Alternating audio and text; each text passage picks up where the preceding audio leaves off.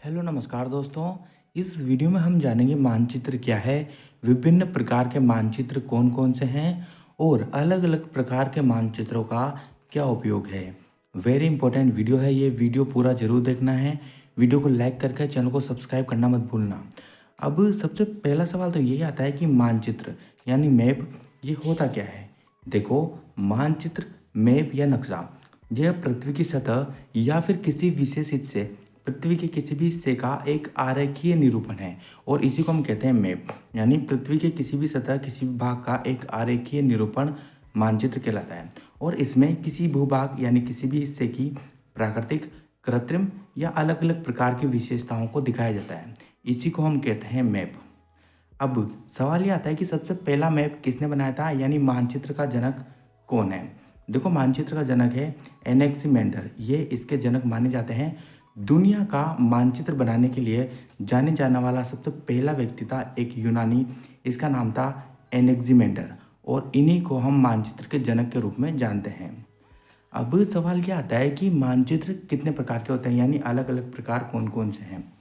देखो, यहाँ पर मुख्य रूप से बात करें तो मानचित्र 3 प्रकार के होते हैं। हालांकि इसके कुछ अन्य बहुत सारे प्रकार हैं, वो मैं अभी आपको आगे बताऊंगा। यहाँ पर मुख्य प्रकार को अभी समझ लो। देखो, सबसे पहला है भौतिक मानचित्र। यहाँ पर किसी भी क्षेत्र की भौतिक विशेषताओं को दर्शाया जाता है। उसके बाद स्थलाकृति मानचित्र, जिसमें स्थल की आकृतियाँ कैसी है वो दिखाई जाती है। और मौसम मानचित्र, यानी वहाँ का मौसम कैसा है किसी भी क्षेत्र का, जो कि अपन देखते रहते हैं। ये मुख्य रूप से मानचित्र के 3 प्रकार हैं। अब कुछ अन्य प्रकार भी है, वो भी समझ लो। देखो, राजनीतिक मानचित्र ये काफ़ी प्रसिद्ध है।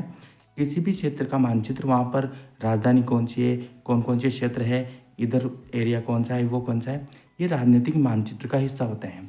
आर्थिक मानचित्र, वहाँ की आर्थिक स्थिति कैसी है। संसाधन मानचित्र, वहाँ पे अलग अलग प्रकार के भौतिक संसाधन उनके बारे में दिखाया जाता है। जनसंख्या मानचित्र, ये जनसंख्या मानचित्र होता है किस स्थान पर कौन से लोग, जनजातियाँ, प्रवास आदि के बारे में जनसंख्या मानचित्र में हम देखते हैं। और विश्व का मानचित्र, ये दुनिया का मानचित्र होता है, अलग अलग देश कौन से हैं और उनमें कौन सी राजधानियाँ हैं, उनकी सीमा कहाँ से कहाँ तक है, ये विश्व के मानचित्र में हम देखते हैं। इनके अलावा और भी कई सारे मानचित्र आपको देखने को मिलेंगे, जैसे टाइम जोन मानचित्र आपको देखने को मिलेगा, जिसमें किसी भी क्षेत्र में कौन कौन से टाइम जोन है। जैसे इंडिया में तो एक ही टाइम जोन है, लेकिन बहुत सारे अलग अलग देश हैं, वहाँ पे काफ़ी सारे टाइम जोन होते हैं और विभिन्न देशों के टाइम जोनों का भी एक मानचित्र बनाया जा सकता है, जिसको हम कहते हैं टाइम जोन मानचित्र। उसके अलावा अगर आप देखोगे तो प्लेट टेक्टोनिक मानचित्र, यानी पृथ्वी की जो टेक्टोनिक प्लेटें हैं उनको भी अलग अलग क्षेत्र में अलग अलग प्लेटें होती है, तो उनका भी एक मानचित्र दिखाया जा सकता है। और राजमार्ग मानचित्र, इसको भी हम देखते हैं कि कौन सा राजमार्ग कहाँ से होकर निकलता है, कौन सा रास्ता है। ये राजमार्गों को लेकर है, यानी सड़क परिवहन को लेकर काफ़ी उपयोग भी होता है इसका।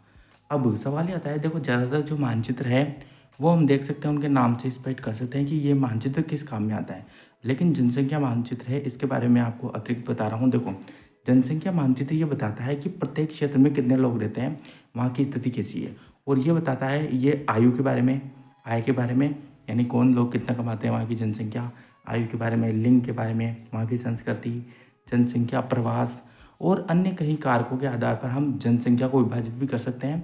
तो जनसंख्या मानचित्र में हमें ये सारी जानकारी देखने को मिलती है। अब मानचित्र में काफ़ी इंपॉर्टेंट चीज़ें होती है, वो है मानचित्र के तत्व, यानी किसी भी मानचित्र को हम कैसे पढ़ सकते हैं, वो क्या दर्शा रहा है, उसके लिए हम मानचित्र के कुछ तत्वों का उपयोग करते हैं, वो महत्वपूर्ण है। देखो, सबसे पहला तत्व है वो है शीर्षक, यानी मानचित्र का शीर्षक क्या है, वो किस विषय में है, किस विषय के बारे में हमको जानकारी देता है। हवाओं के प्रतीक, यानी हवाओं की दिशा और वहाँ के कुछ सिंबल्स होते हैं स्पेशल, की जैसे नदी का सिंबल मिलेगा आपको, राजधानी का सिंबल मिलेगा, वहाँ के कुछ खनिज संसाधन या अलग अलग प्रकार के आपको प्रतीक यानी सिंबल्स मिलेंगे मानचित्र में।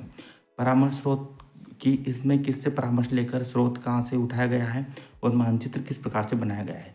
कार्डिनल पॉइंट, यानी किन किन पॉइंट आपको उसमें देखने को मिलेंगे, कहाँ पर कौन सी चीज़ दिखाई गई है। और विभिन्न प्रकार के अलग अलग क्षेत्र होते हैं, ये भी कुछ प्रतीक होते हैं जो आपको मानचित्र में देखने को मिलेंगे। दिशा की जानकारी, ये किस दिशा में है, इधर कौन सी चीज़ है। आप देखते हो कि सबसे पहले ऊपरी ऊपर दिखोगे तो उत्तर दक्षिण दिशा, इस प्रकार से दिशा के आधार पर मानचित्र बनाया जाता है। दूरी बहुत इंपॉर्टेंट है, यानी आप देखोगे उसमें पैमाना एक साइड पर लिखा होता है कि 1 सेंटीमीटर आप चलोगे तो रियल में ये कितना चल रहा है। जैसे मान लो मानचित्र में दिखाया गया है 1 सेंटीमीटर चलने पर आपको 4000 किलोमीटर की दूरी देखने को मिलेगी। तो ये सारे कुछ महत्वपूर्ण तत्व होते हैं मानचित्र के और इन्हीं के आधार पर हम डिटेल में गहराई का पता लगा सकते हैं। देखो ये मानचित्र के कुछ तत्व है, लेकिन उसके अलावा मानचित्र के प्रमुख घटक वो तीन ही हैं। तीन प्रमुख घटक कौन कौन से हैं? पहला है दूरी यानी डिस्टेंस, दूसरा है डायरेक्शन यानी दिशा, और तीसरा है प्रतीक यानी सिंबल। दूरी यानी हम 1 सेंटीमीटर या 1 मिलीमीटर जो भी पैमाना बनाया गया है उसके आधार पर हम कितना किलोमीटर रियल में चलेंगे, वो होती है दूरी। और उसके अलावा दिशा महत्वपूर्ण है कि हम किस दिशा में चलते हैं, किस दिशा में हमें ये दिशा देखने को मिलेगी और कहाँ की जानकारी, वो दिशा में हमें पता चलता है कि कौन सी चीज़ किधर है। और प्रतीक से हमें पता चलता है कि किस चीज़ का प्रतीक क्या है। हम मानचित्र में देखते हैं कि कई मान लो कुछ खनिज संसाधन के लिए त्रिभुज का साइन बनाया गया है, तो आप देखोगे कि ये त्रिभुज का साइन संकेतों में कि किस चीज़ को दिखाया गया है, तो वह आपको सिंबल यानी प्रतीकों में देखने को मिलेगा। तो ये तीनों चीज़ें मानचित्र के घटक है, जो कि मानचित्र में रहेगी तभी हम मानचित्र को अच्छे से समझ सकते हैं, उसको पढ़ सकते हैं। देखो इसके साथ ही कुछ महत्वपूर्ण तथ्य है वो मैं आपको बता देता हूँ, इनको बहुत ही इंपॉर्टेंट है जानना। देखो मानचित्र जो है वो दो शब्दों से मिलकर बना है। एक का मतलब है मान और चित्र, यानी मान का मतलब होता है माप या मूल्य, और चित्र का मतलब है प्रदर्शित करना, यानी माप या मूल्य को प्रदर्शित करता है, उसी को हम मानचित्र कहते हैं। ये भी एक परिभाषा बन सकती है। और मानचित्र को अंग्रेजी में मैप कहते हैं। और मैप शब्द की जो उत्पत्ति है वो लैटिन भाषा के एक शब्द है मैपा, इससे हुई है। देखो मानचित्र पढ़ते समय वास्तविक जीवन में सटीक दूरी की गणना करने के लिए मानचित्र पैमाने का इस्तेमाल किया जाता है। जैसा कि दूरी मैंने आपको बताया था, ये प्रतीकों में शामिल होता है, और इस पैमाने से हमें पता चलता है दूरी की गणना आसानी से हम कर सकते हैं मैप को देखकर। देखो कुछ इम्पोर्टेंट जानकारी है। मानचित्र में प्रयुक्त प्रतीकों, चिन्हों, स्थानों और भौगोलिक संकेतों को मानचित्र की हम भाषा कहते हैं। जैसे सभी विषयों की आप देखो कि मानचित्र की भाषा होती है, ऐसे मानचित्र में देखो प्रतीक होते हैं, चिन्ह होते हैं, स्थान होते हैं, कुछ संकेत होते हैं, इन्हीं को हम मानचित्र की भाषा कहते हैं। मानचित्र कुंजी, मानचित्र पढ़ाते समय निर्देशों का एक समूह होती है जिसको हम कहते हैं मानचित्र कुंजी। मानचित्र किंवदंती को में मानचित्र कुंजी के समान सभी सूचनाएं शामिल होती है। ठीक है, तो ये मानचित्र कुंजी के समान मानचित्र किंवदंती भी होती है जिसमें सारी सूचनाएं मानचित्र के बारे में वो आपको देखने को मिलेगी। अब सवाल ये आता है कि मानचित्र का उपयोग क्या क्या है। देखो मानचित्र अलग अलग जगहों में आपको काफ़ी सारे उपयोग इनको देखने को मिलेंगे। जैसे यात्रा में मुख्य रूप से यात्रा करते हैं तो पहले तो इसका उपयोग बहुत अधिक होता है यात्रा करने में, क्योंकि पहले इतनी सारी डिवाइसेस नहीं थी, मोबाइल नहीं थे, कंप्यूटर नहीं थे। लेकिन हाँ, तो सारे मैप आपको मोबाइल में भी देखने को मिल जाएगी, जिसे गूगल मैप का अपन अलग अलग तरीके से उपयोग कर सकते हैं। तो गूगल मैप भी एक प्रकार का मानचित्र है, उसका अपन उपयोग करते हैं। परिवहन के लिए आजकल परिवहन के लिए काफ़ी इंपॉर्टेंट होता है मानचित्र, और इसे दिशा का ज्ञान के लिए काफ़ी उपयोग किया जाता है। हवाई सेवाओं के लिए आप देखते हो, इनके लिए मानचित्र काफ़ी उपयोगी है। उसके अलावा अध्ययन और शिक्षा के क्षेत्र में हम देखते हैं कि हमारे जैसे भूगोल, संस्कृति को समझने के लिए और सामाजिक विज्ञान में अलग अलग तरीके से समझने के लिए मानचित्र का काफ़ी उपयोग है। तो ये सारे उपयोग होते हैं मानचित्र को। देखो यहाँ पर है अंत इस वीडियो का।